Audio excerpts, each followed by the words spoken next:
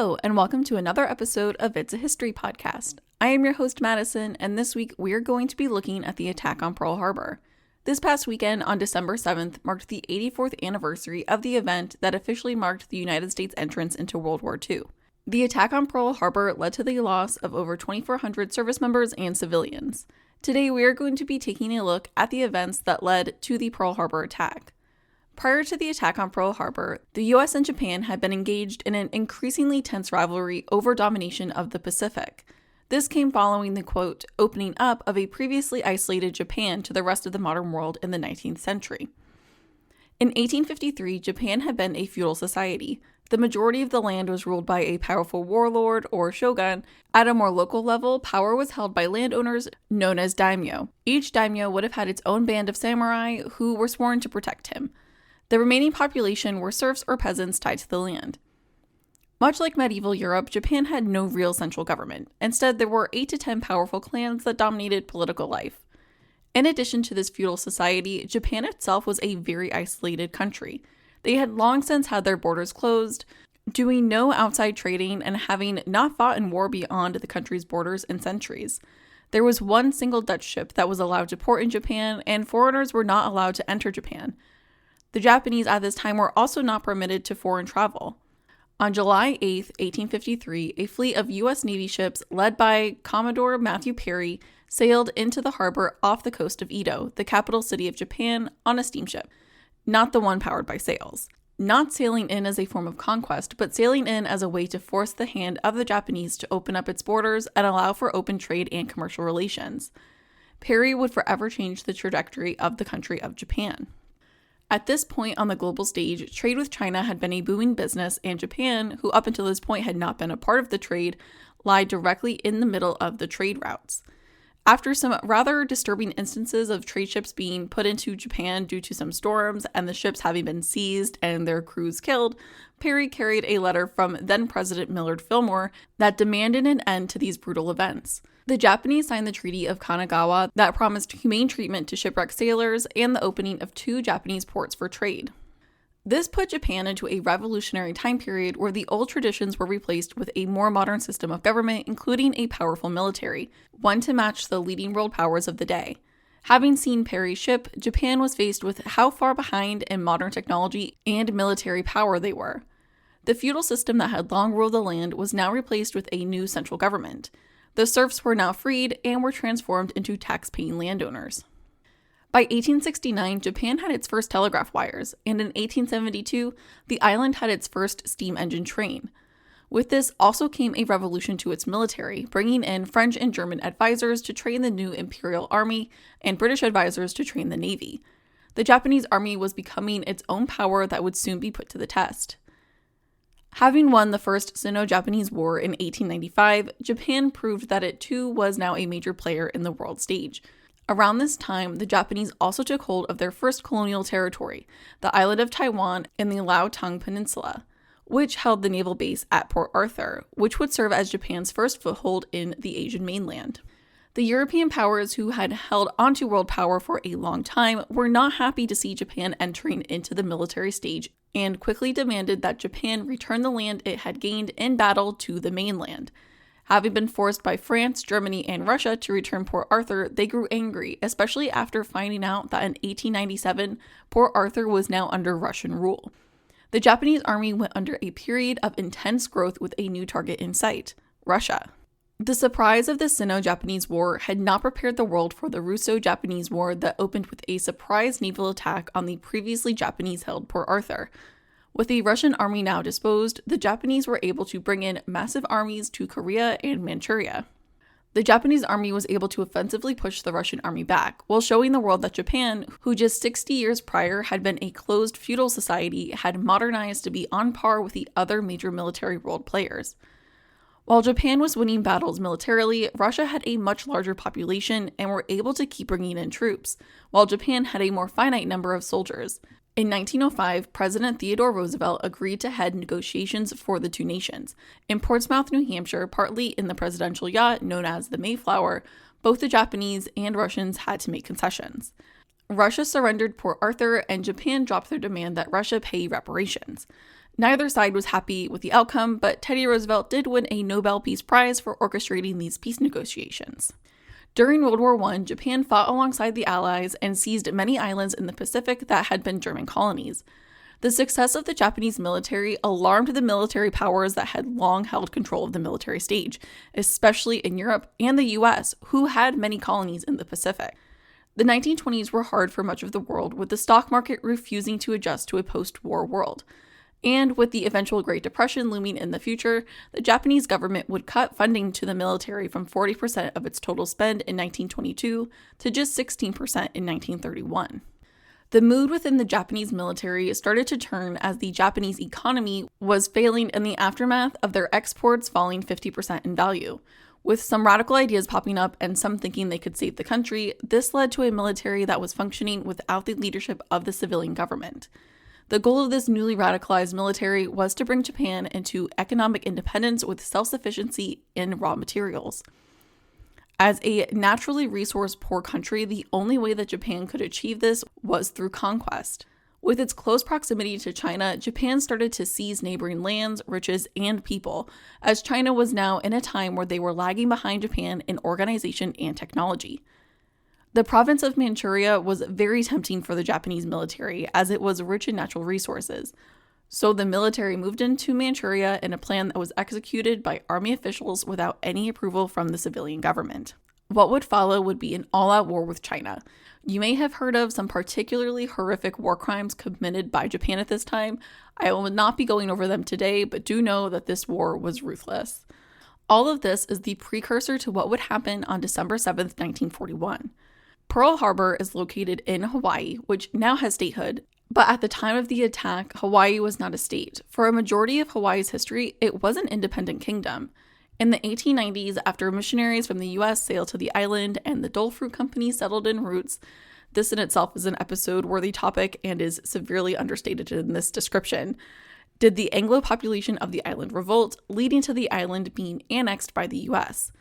Increasingly, over time, the islands would become a place that the US would use as a naval base. And that would very much be the truth when Franklin Roosevelt ordered the U.S. Pacific Fleet to transfer from San Diego, California, to be located in Pearl Harbor in Hawaii. As we just talked about, prior to the attack on Pearl Harbor, Japan had been locked in a brutal conquest of China since 1937.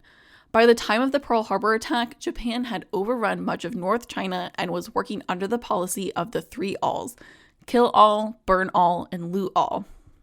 In the US, trying to avoid a direct conflict with Japan, FDR had started to set embargoes on arms, scrap iron, and eventually oil as a way to weaken the Japanese economy in hopes that the economy would suffer enough to officially halt the war with China. By the 1940s, Japan had found itself with over 1 million of its troops trapped in China, engaged in a war they knew they could not win. But on the other side of the globe, the rise of a man named Adolf Hitler would give them the opening that they had been looking for. With Hitler invading countries surrounding Germany, many of the European colonies in Asia were left undefended, and these colonies contained many of the raw materials that Japan would need to end the war with China. The Malay Peninsula, the Dutch East Indies, and Indochina were rich in resources like rubber, tin, and oil, especially important in the modern world. While Japanese negotiators came to Washington to talk to the U.S. Secretary of State Cordell Hull, back home in Japan, military planners had already decided that they were going to A, seize the Western colonies that were newly undefended, and B, make sure that there was no way that the U.S. could intervene. The Japanese had set their eyes on the U.S. naval base located in Pearl Harbor. After sending out all 6 of the Japanese military's fleet carriers in complete secrecy, over 3,000 miles away to land a few hundred miles away from the Hawaiian Islands, the Japanese were ready to enact their plan.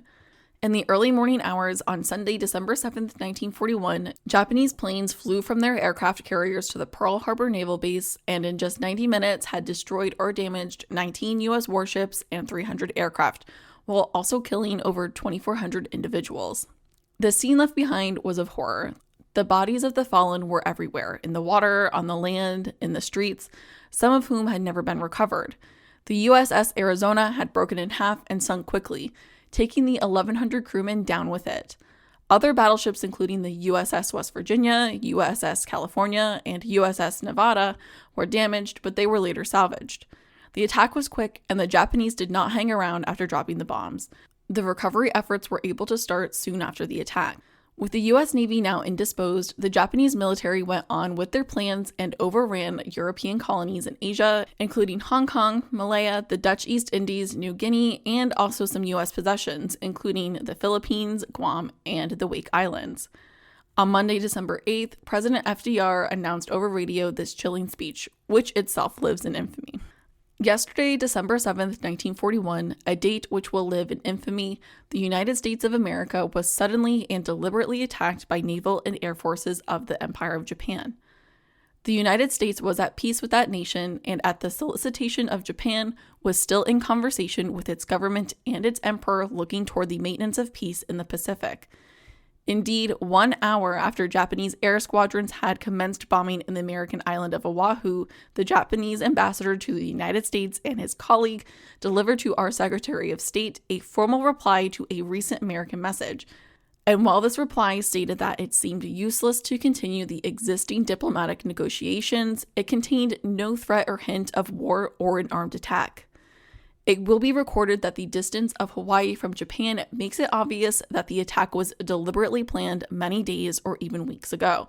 During the intervening time, the Japanese government has deliberately sought to deceive the United States by false statements and expressions of hope for continued peace. The attack yesterday on the Hawaiian Islands has caused severe damage to American naval and military forces. I regret to tell you that very many American lives have been lost. In addition, American ships have been reported torpedoed on the high seas between San Francisco and Honolulu. Yesterday, the Japanese government also launched an attack against Malaya. Last night, Japanese forces attacked Hong Kong. Last night, Japanese forces attacked Guam. Last night, Japanese forces attacked the Philippine Islands. Last night, the Japanese attacked the Wake Islands. And this morning, the Japanese attacked Midway Island. Japan has therefore undertaken a surprise offensive extending throughout the Pacific area. The facts of yesterday and today speak for themselves. The people of the United States have already formed their opinions and well understand the implication to the very life and safety of our nation. As Commander-in-Chief of the Army and Navy, I have directed that all measures be taken for our defense. But always will our nation remember the character of the onslaught against us. No matter how long it may take us to overcome this premeditated invasion, the American people in their righteous might will win through to absolute victory. I believe that I interpret the will of Congress and the people when I assert that we will not only defend ourselves to the uttermost, but will make it very certain that this form of treachery shall never again endanger us. Hostilities exist. There is no blinking at the fact that our people, our territory, and our interests are in grave danger. With confidence in our armed forces, with the unbounding determination of our people, we will gain the inevitable triumph, so help us God. I ask that the Congress declare that since the unprovoked and dastardly attack by Japan on Sunday, December 7th, 1941, a state of war has existed between the United States and the Japanese Empire. In the aftermath of the attack, the military worked to prepare the island in case of further attack. With increased support from militaries around the world, they doubled the amount of military personnel to include over 135,000 soldiers, sailors, and Marines. The beaches were surrounded with barbed wire, and the buildings on the island were painted in camouflage colors. Civilians were issued gas masks and hung black curtains to avoid any light leaking out during the night. At the time of the attack, and even still today, a large portion of the population on Hawaii was made up of Japanese immigrants and Japanese Americans. These individuals were looked on as suspicious, were imprisoned, and even sent to internment camps. Many people lost everything when they were sent to internment camps. Everything that they had worked to get over their lives would be gone when they returned. In 1943, when Japanese Americans were granted permission to voluntarily serve in the military, thousands of young men joined the military. This actually led to Hawaii having the highest enlistment rate per capita during World War II. The attack on Pearl Harbor is a significant event in U.S. history, marking the U.S.'s official entrance into World War II. It has been some time since I've personally read about the attack, and I figured that this would be a fitting time to share this event with you, especially with the anniversary being this past weekend. I hope you can leave today's episode having learned something new about the attack on Pearl Harbor. Sources for today's episode include an article from the National Park Service titled "Preserving Memories and Inspiring Peace about the Pearl Harbor National Memorial," an article from the National World War II Museum titled "Pearl Harbor Attack, December 7, 1941," another article from the National World War II Museum titled The Road to Pearl Harbor, The Long Fuse, and an article from the Pearl Harbor Museum titled Pearl Harbor Aftermath, Pearl Harbor After the Attack. Thank you for listening to today's episode. If you liked what you heard, please head over to Spotify or Apple Podcasts to leave a review. If you have any questions, comments, or topic ideas, you can email me at itsahistorypodcast@gmail.com. You can also find me on Instagram and Threads at It's a History Podcast. Thank you again for listening, and I hope to have you in the next one, where we are going to look at what happened during the Japanese attacks on the Philippines just after the attack on Pearl Harbor.